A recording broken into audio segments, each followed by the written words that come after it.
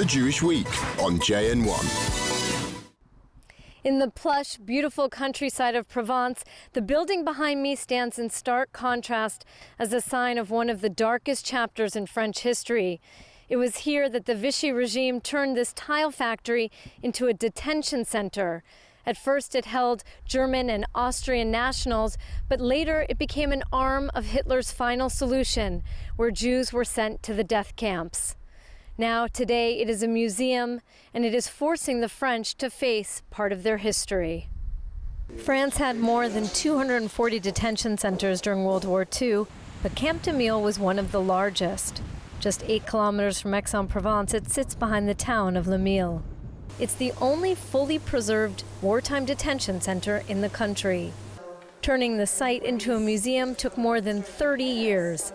Alain Chouraqui, a French Jewish sociologist, began promoting his idea in 1981, but few politicians were interested.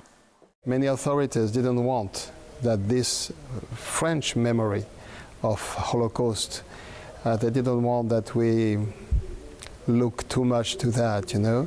Camp de Mille is indeed an especially ugly reminder that the French government collaborated with Hitler and helped in the systematic murder of Jews. In what was supposed to be the free zone of southern France, Jews were still not safe. Even if we were not under the command of German administration, the French government, the gouvernement de Vichy, agreed to deport some Jewish interned in this camp. That was the case during August and September 1942. 2,000 Jews, including 100 children, were deported to the city of Drancy from this train stop. A train carriage from that period sits here today as a memorial. From Drancy, which was under German occupation, the Nazis sent the Camp de Mille Jews to Auschwitz, where the crematoriums were already in operation.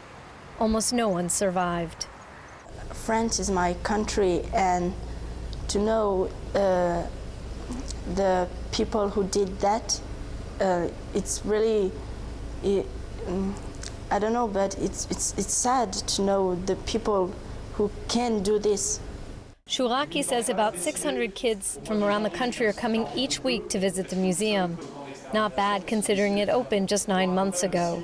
It's not only a memory to remind the past, which is important, but not only that, it's also a tool to prevent new genocides and hate and racism and anti-Semitism. And our purpose was exactly that. The museum begins with a historical look at the context of Hitler's rise to power, going back to Germany's defeat in World War I. Many famous artists, writers, and intellectuals who had fled Nazi Germany became Camp de Mille's first inmates.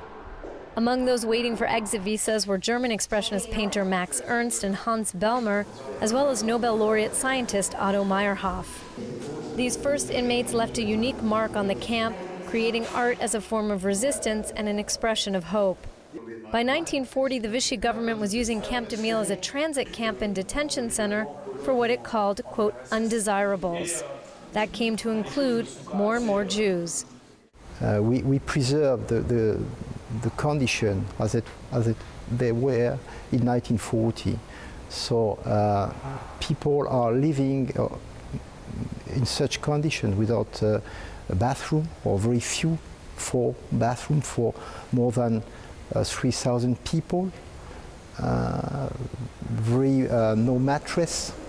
They are sleeping on the floor.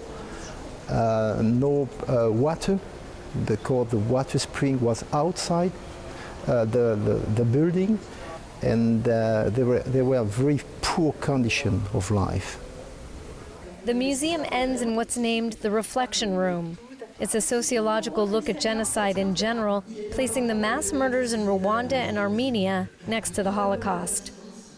What is the most important for us is to break the idea that only German people may have been bad people. The individual's responsibility to resist taking part in mass discriminatory or violent behavior is stressed. Even if you have orders, even if you have to obey, you know, it's yourself who have to react and to choose what is good and what is bad. The reflection room is where Chouraki wants young people to think about how they can play a small part in preventing further tragedies. More than 70,000 French Jews were killed during the Holocaust. Many of them were deported to death camps on trains like the one behind me. At this particular memorial, it's very moving because a row of 60 trees has been planted in memory of those victims. That was back when Israel celebrated its 60th birthday. From Camp de Mille, I'm Jordana Miller reporting for JN1.